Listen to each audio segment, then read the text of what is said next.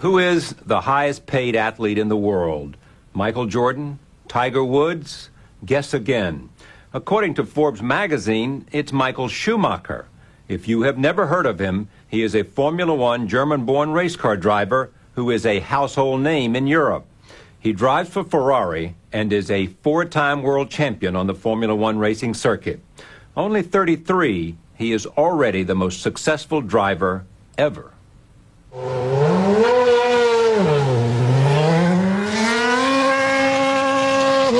His sport is known for its danger, its speed, its glamour, and its numbers.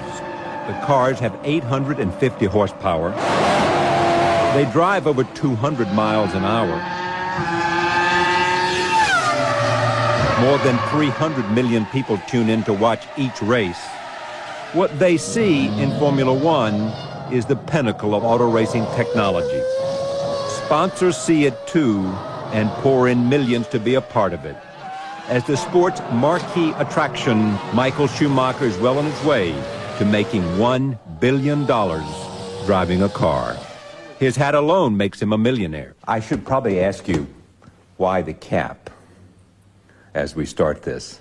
I see Ferrari. What else do I see? I see Marlboro. That's probably the reason. That's one of the reasons. The other reason is I have had a full day behind me of driving and my hair's going all directions. Maybe so, but to wear that hat in front of television cameras, one German sponsor pays him over $2.6 million a year. And that's just the beginning. Bernie Ecclestone is the CEO of Formula One Racing. What's he worth? 80 million a year, I suppose. 80 million? Something like that, I imagine. He is the highest paid sports guy in the world. In the world, yeah. Salary plus endorsements. Exactly. Bigger than Tiger Woods. Yeah, sure. From Monza to Malaysia, fans are intoxicated by Schumacher's skill and speed. How fast does it go? You have circuit with a long straight like Monza. The speed we achieve there is 360, 370 kilometers per hour. That's almost 230 miles per hour. Speed limited only by the curves on Formula One tracks. The cars seem to be designed like jet airplanes. Just listen. If you just would go for maximum speed, you would probably go beyond 500 if you wanted. You go 500 kilometers? Oh, yeah, easily. That means 310 miles per hour. But ironically, the curves that slow him down are the key to his success. In a corner, the best drivers have what? The biggest variation between myself and my teammates I've had has always been how fast you go into the corner. Can you get through? Fabulous start by Michael Schumacher, who takes... That's the tricky bit of it. But you have that. I have this natural ability of knowing how fast I can go into this corner without going out too often. It's an instinct. At these speeds, sometimes even his instincts can fail.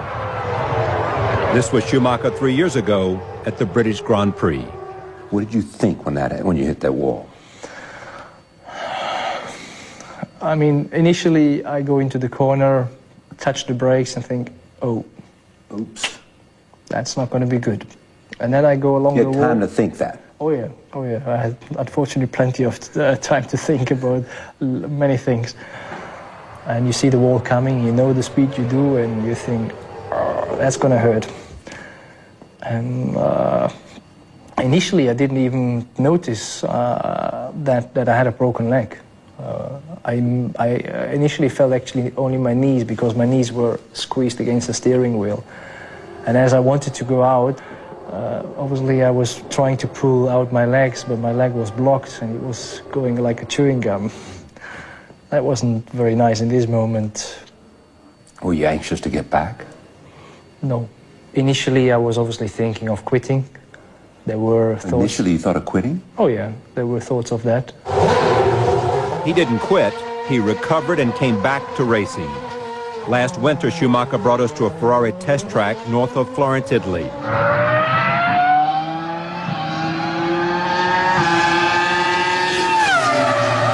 He is here to test tires for the 2002 Formula One season.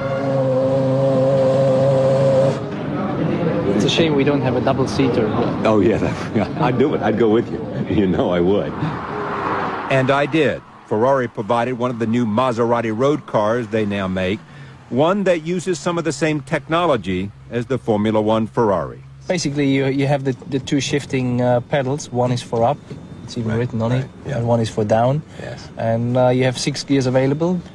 Is it on the Formula One racer? Is it just like the same way? Yes. Exactly the same way. With Schumacher at the wheel, it is one hell of a ride. You all right? I'm fine. I love it. Wow. Especially at 145 miles an hour on Ferrari's test track.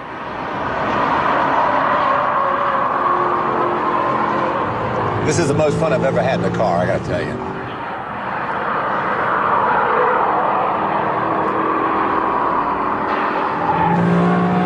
Talk to me about the poetry of racing, you know, the beauty of it, the feeling of it. It's so fine, the line, where you just stay on the edge, and you don't want to be over it, you don't want to be below it, and if you hit that line, that's... As thrilling as it is to be in the car with Michael Schumacher, Your leader then, Michael Schumacher. it's daunting to find yourself racing against him. Oh, Schumacher's nearly 3 seconds faster than the previous lap record. Indy 500 winner Mario Andretti explains why. Break down his skills for me.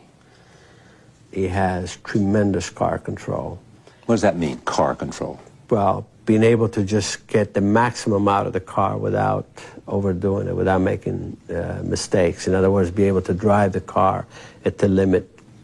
Sometimes the Ferrari doesn't really have to be the best car that particular day, but because he takes the limit, he runs the cars at the limit all the time, maybe he can make the car the best car that day anyway, because he's just that good. He can take it easy, he can afford to, because Michael Schumacher wins yet again. This season, Ferrari does appear to have the best driver and the best car.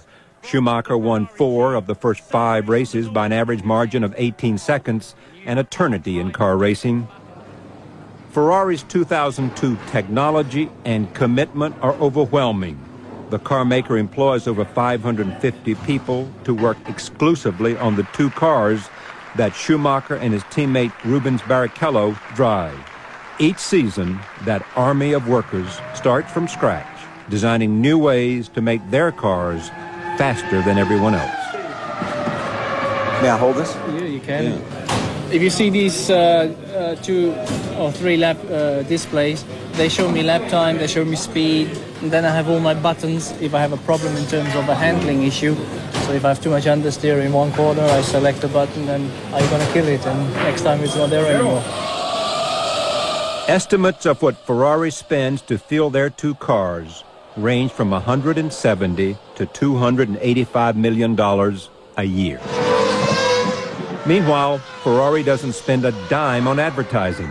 Italian-born Andretti says the Ferrari mystique and the Schumacher success are all the advertising they need. Michael Schumacher wins and becomes the most successful Grand Prix driver of all time. What's the return on investment? How do they get it back? Pride. Pride. Bragging rights. Yeah. That's what Ferrari's paying for. The pressure of Ferrari's massive investment doesn't seem to faze Michael Schumacher, and no wonder. Only 33 years old, he already has 29 years of racing experience. He started racing go-karts in Germany at the age of 4. Today, the most obvious signs of his success are chartered helicopters and his own private jet. But at home in Switzerland, he continues to race go-karts and play soccer with the local team. At the track, his dedication and focus are legendary. He exercises 4 hours a day, mostly on the muscles in his neck, to fight the incredible G-forces he faces every race. After the workouts, he's back on the test track for hours more, all to prepare for those 2 hours on Sunday. Take me inside a race. You're there in the cockpit with your hands on the wheel, going more than 200 miles an hour. What are you thinking? It is very different. If I just finish the corner and I'm about to go on a long straight, it happens I think about my family, I think about my wife, my kids, what they're just going to do at this moment. I remember in '97, I knew I was about to become a father, and I was thinking about that, how it's going to be being a father. Still, at 200 miles an hour, there is a lot to keep him focused. Nobody of us wants to die. I mean, everybody wants to live. We don't do it for the thrill of the danger. We do it for the thrill of speed, sensation, being on the limit, but not really wanting to go off and have an accident. There are racing risks he is not willing to take.